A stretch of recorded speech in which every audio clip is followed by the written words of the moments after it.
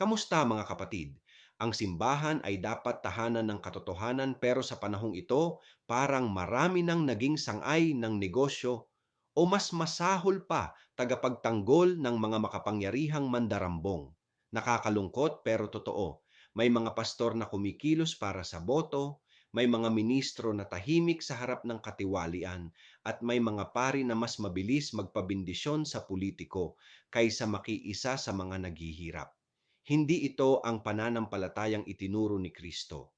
Ang ebanghelyo ay hindi para sa bentahan ng dasal, kundi panawagan para sa katarungan.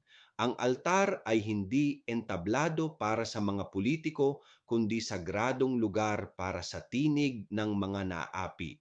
Mga kapatid, ang pananampalatayang walang paninindigan ay hungkag at ang simbahan na tikom sa kasamaan ay simbahan na walang kaluluwa.